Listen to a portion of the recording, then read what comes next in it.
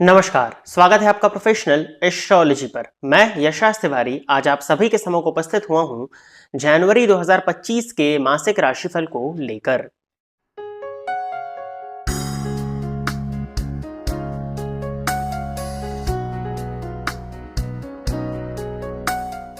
इस राशिफल के कार्यक्रम में हम चर्चा करने जा रहे हैं कि आपका ये मंथ कैसा होने वाला है, क्या लाभ और क्या हानि आपको इस मंथ में देखने को मिलने वाले हैं। साथ ही साथ आपका इस मंथ में करियर कैसा होगा, आपकी लव लाइफ कैसी होगी, आपकी मैरिड लाइफ कैसी होगी, यदि आप स्टूडेंट हैं तो आपकी लिए पढ़ाई की स्थिति इस मंथ में क्या रहने वाली है, आपका करियर और आपकी फाइनेंशियल कंडीशन इस मंथ में क्या होने वाली है। जैसा कि आप सभी दर्शक जानते हैं कि जो मासिक राशिफल का कार्यक्रम होता है वो ग्रहों के गोचर पर आधारित होता है। जनवरी 2025 में 4 ग्रहों का राशि परिवर्तन होने वाला है। सूर्य हर मंथ की तरह 14 जनवरी 2025 को मकर राशि में प्रवेश करेंगे, जिसको कि मकर संक्रांति के नाम से जाना जाता है। मंगल 21 जनवरी 2025 को मिथुन राशि में प्रवेश करने वाले हैं। बुध 4 जनवरी 2025 को धनु राशि में प्रवेश करेंगे और शुक्र का गोचर 28 जनवरी 2025 के दिन होने वाला है, जो कि अपनी कुंभ राशि को छोड़कर के मीन राशि में प्रवेश कर जाएंगे। तो इन्हीं ग्रहों के गोचर के आधार पर हमारा ये आज का राशिफल का कार्यक्रम होने वाला है। और यह राशिफल का जो कार्यक्रम है ये आपकी चंद्र राशि पर आधारित है, यानी कि आपकी जन्म कुंडली में चंद्रमा जिस राशि में बैठे हैं वही आपकी चंद्र राशि है।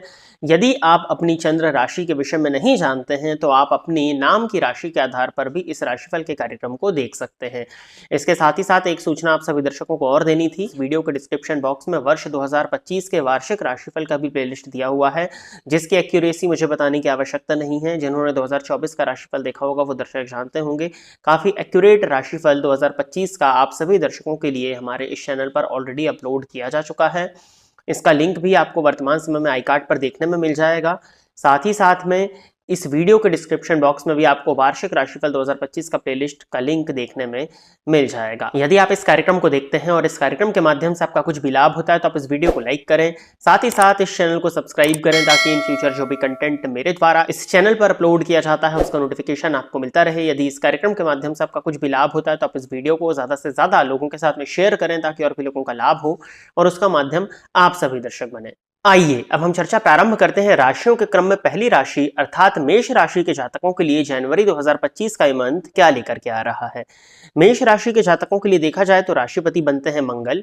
ये मंथ की स्टार्टिंग में चतुर्थ भाव में संचरण कर रहे हैं, जो कि वक्री अवस्था में अपनी नीच राशि में है। जैसा कि मैंने पहले के राशिफल के कार्यक्रमों में आपको बताया कि मंगल राशिपति होकर के नीच राशि में संचरण करेंगे और जब वक्री होंगे तो उच्च के समान फल देंगे। तो आपको कहीं ना कहीं भूमि भवन और वाहन से संबंधित कई तरह का लाभ इस मंथ में देखने में मिलने वाला है। मंगल का परिवर्तन जो होगा वो 21 जनवरी को होगा। तो शुरू के 21 दिन जो आपके लिए इस मंथ के होने वाले हैं वो कहीं ना कहीं बेनिफिशियल या फेवरेबल होते हुए ही दिखाई दे रहे हैं। लग्नपति का चतुर्थ भाव में जाकर के बैठना आपको हर तरह की सुख सुविधाओं को दिलाने वाला। यदि आपकी मदर की हेल्थ में किसी तरह की परेशानी थी तो मंगल के वक्री होने के कारण उस परेशानी में काफी हद तक कमी आती हुई दिखाई दे रही है। यदि आपको बहुत ज्यादा मानसिक अशांति रहती थी, मेंटल पीस आपको नहीं मिल पा रहा था, तो जनवरी 2025 के मंथ में आपको मेंटल पीस मिलता हुआ दिखाई दे रहा है। मंगल चूंकि चतुर्थ स्थान में बैठे हैं तो स्पेशली भूमि या कृषि योग्य भूमि जो होती हैं उनसे कहीं ना कहीं आपको लाभ या खेती इत्यादि से आपको बड़ी मात्रा में धन का लाभ इस मंथ में देखने में मिलने वाला है। चतुर्थ भावस्थ मंगल की दृष्टि सप्तम भाव पर होने के चलते हो सकता है कि आपके अपने स्पाउस के साथ में कुछ हद तक संबंधों में उतार चढ़ाव आप महसूस कर सकते हैं, या आपके स्पाउस के साथ में आपके रिलेशंस में उतार चढ़ाव आपको महसूस हो सकता है। बट कोई बहुत ज्यादा परेशानी यहाँ पर मुझे नहीं दिखाई देती है, क्योंकि मंगल राशि होकर के सप्तम स्थान को देख रहे हैं तो ये कोई बहुत बड़ी परेशानी क्रिएट नहीं करेंगे। बट हाँ, यदि आपका व्यापार जो है वो पार्टनरशिप में है तो कहीं ना कहीं उसमें नुकसान देखने में अवश्य ही आपको मिल सकता है। तो पार्टनर के साथ में आपको संबंधों को मधुर बना करके रखने का प्रयत्न इस मंथ में करना चाहिए। इसके साथ ही साथ मंगल की दृष्टि सप्तम भाव पर होने के चलते व्यापार के माध्यम से आपको धन का लाभ, या स्पेशली यदि आपका व्यापार कमीशन से संबंधित है, कमीशन यदि आपको बचता है आपके बिजनेस में, तो कमीशन से जुड़े हुए जो लोग व्यापारी हैं उनके लिए इस मंथ में बड़े धन का लाभ दिखाई दे रहा है। मंगल की दृष्टि 10th हाउस पर पड़ेगी तो कहीं ना कहीं आपके करियर में ग्रोथ को ही प्रदर्शित करती है। आपके बॉस के साथ में यदि रिलेशंस खराब हो रहे थे तो उन रिलेशनशिप के सुधार की तरफ ये गोचर की स्थिति प्रदर्शित कर रही है इसको।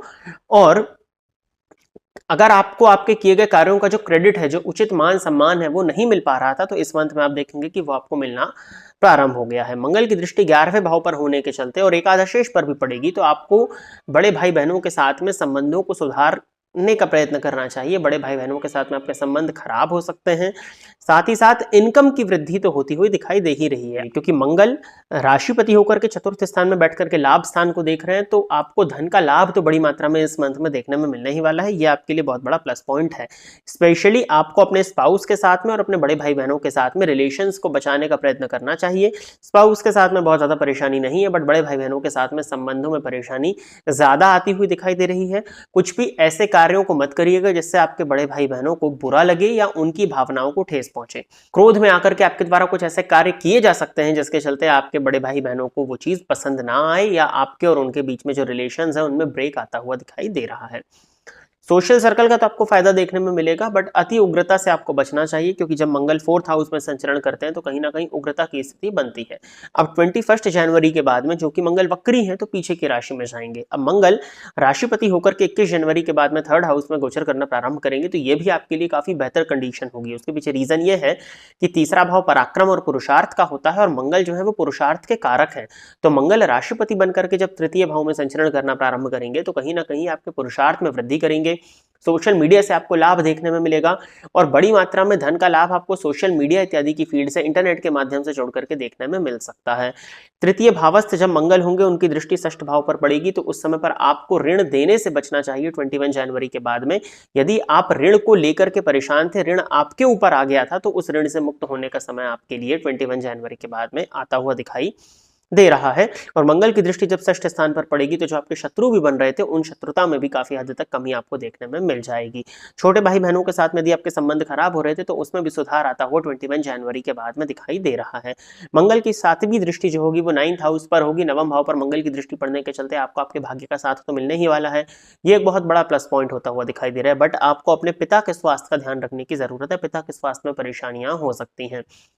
और मंगल की 8वीं दृष्टि 10वें भाव पर होगी, तो करियर में आपको उत्थान, करियर में आपको ग्रोथ ही देखने में मिलने वाली है। किसी तरह का प्रमोशन यदि आपका ड्यू था, वो नहीं हो पा रहा था, तो वो 21 जनवरी के बाद में होता हुआ दिखाई दे रहा है।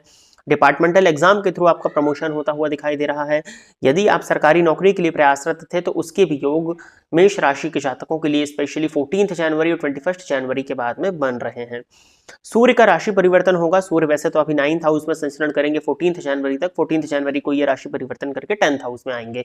तो आपके लिए देखा जाए तो ओवरऑल पूरा ही समय सूर्य का गोचर आपके लिए अच्छा होने वाला है। फर्स्ट हाफ यदि इस मंथ का देखा जाए तो 9th हाउस में सूर्य होंगे। आपको आपके पिता का सहयोग प्राप्त होगा, आपको आपके पिता से लाभ देखने में मिलेगा। धार्मिक यात्राएं सूर्य आपकी करा सकते हैं, आपकी धार्मिक वृत्ति को जागृत कर सकते हैं। यदि अपनी फैमिली के साथ किसी धार्मिक यात्रा पर बहुत लंबे समय से जाना चाह रहे थे और यदि आप नहीं जा पा रहे थे, तो वो आपका 14 जनवरी तक होता हुआ दिखाई दे रहा है।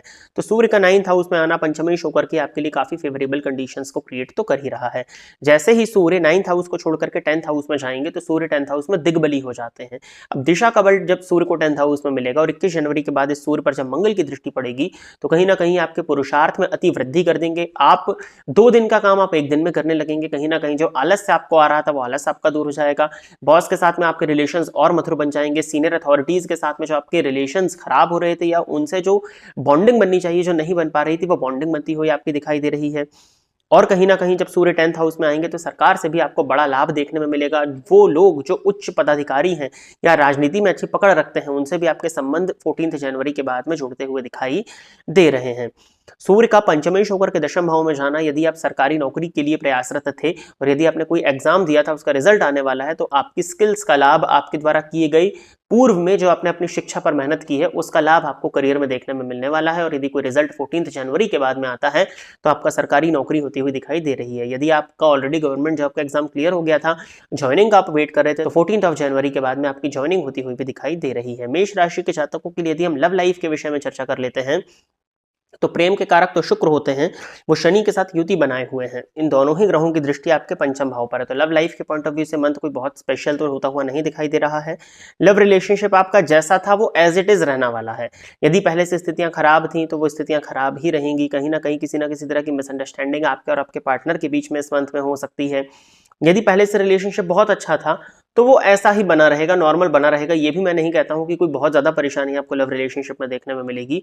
स्पेशली दिक्कतें उनको है जिनके रिलेशनशिप में ऑलरेडी दिक्कत जा रही थी, क्योंकि यदि परेशानी थी तो वो कहीं ना कहीं परेशानी बढ़ सकती है और उसकी वजह से सेपरेशन भी संभव है। तो मेष राशि के जातकों के लिए रिलेशनशिप का पार्ट नॉर्मल रहने वाला है, जैसा अभी प्रेजेंटली है वैसा ही आने वाले जनवरी के मंथ में भी होता हुआ दिखाई दे रहा है। मैरिड लाइफ के लिए मैंने आपको बताया कि आपको अपने जीवन साथी की भावनाओं का सम्मान करना चाहिए और जीवन साथी के साथ में एक अच्छे समय को बिताने का ही प्रयत्न आपको करना चाहिए। बुध का राशि परिवर्तन होगा 4 जनवरी के बाद में और ये अष्टम भाव से निकल करके नवम भाव में संचरण करना प्रारंभ कर देंगे। आपके लिए बुध तृतीय और षष्ठ भाव के स्वामी जब नवम भाव में संचरण करना प्रारंभ कर देंगे तो 4 जनवरी के बाद में आपको अपने पिता के स्वास्थ्य में थोड़ा सा ध्यान देने की जरूरत है और आध्यात्म इत्यादि से बहुत ज्यादा कटने की आवश्यकता नहीं है। अगर आपके मन में धर्म को लेकर के कुतर्क इत्यादि उत्पन्न होते हैं तो उनको करने से बचिए और धर्म के प्रति अपना लगाव बना करके रखिए। ईश्वर की भक्ति में यदि आप लगे रहेंगे तो बुध के गोचर से कोई परेशानी नहीं है। अन्यथा बुध का गोचर यदि आप धर्म इत्यादि के मामले में कुतर्क करते हैं, अपने पिता के साथ में संबंध को खराब करते हैं, तो एक्स्ट्रा एफर्ट से बुध का गोचर आपसे कराएगा। आपको पैरों में चोट इत्यादि की शिकायत ये बुध का गोचर दे सकता है और एक्स्ट्रा एफर्ट्स कराने के बाद भी आपको अपने पराक्रम और आपके पुरुषार्थ का लाभ नहीं लेने देगा। इसलिए आपको धर्म से जुड़े रहना है और अपने पिता की बातों को मानना चाहिए, पिता का सम्मान करना चाहिए। अगर ये चीज आप कर लेते हैं तो बुध का गोचर आपके लिए नवम भाव में होना काफी फेवरेबल मैं देखता हूँ। षष्ठ भाव का स्वामी होकर के नवम स्थान में जाएगा तो आपको अपने जीवन काल में रिस्क लेने के लिए ये प्रदर्शित करता है 4 जनवरी के बाद में, क्योंकि सूर्य और मंगल के गोचर की स्थिति वैसे ही आपके लिए अच्छी है। दोनों ही प्लैनेट्स रिस्क टेकिंग एबिलिटी को शो करते हैं, स्पेशली मंगल। तो जब ये बुध 9th हाउस में चले जाएंगे तो आपको अपने भाग्य को साथ को पाने के लिए कहीं ना कहीं रिस्क लेने की आवश्यकता होगी। तो रिस्क लीजिएगा। रिस्क लेकर के एक कदम यदि आप आगे बढ़ाते हैं तो ये मंथ आपके लिए काफी फेवरेबल होने वाला है। उपाय के तौर पर मेष राशि के जातकों को इस मंथ में सूर्य भगवान की अत्यधिक आराधना करनी चाहिए, सूर्य को जल देना चाहिए और नित्य सूर्याष्टकम का एक बार पाठ करना चाहिए। साथ ही साथ राहु का गोचर चूंकि 12वें स्थान में, तो गणेश जी का मंत्र ओम गंग गणपतये नमः इस मंत्र का नित्य एक माला जाप करिएगा और जाकर के वार्षिक राशिफल 2025 को अवश्य ही सुन लीजिएगा और उनके उपायों को भी प्रारंभ कर दीजिएगा। तो प्रिय दर्शकों, ये था मेष राशि के जातकों के लिए जनवरी 2025 का राशिफल। आशा करता हूं कि मेष राशि के जातक मेरे द्वारा बताए गए इस राशिफल के कार्यक्रम से संतुष्ट होंगे। यदि आप इस कार्यक्रम को देखते हैं और इस कार्यक्रम के माध्यम से आपका कुछ भी लाभ होता है तो आप इस वीडियो को लाइक करें, साथ ही साथ इस चैनल को सब्सक्राइब करें ताकि इन फ्यूचर जो भी कंटेंट मेरे द्वारा इस चैनल पर अपलोड किया जाता है उसका नोटिफिकेशन आपको मिलता रहे। यदि इस कार्यक्रम के माध्यम से आपका कुछ भी लाभ होता है तो आप इस वीडियो को ज्यादा से ज्यादा लोगों के साथ में शेयर करें ताकि और भी लोगों का लाभ और उसका माध्यम आप सभी दर्शक बने। आज के इस कार्यक्रम में बस इतना ही रखते हैं। नमस्कार।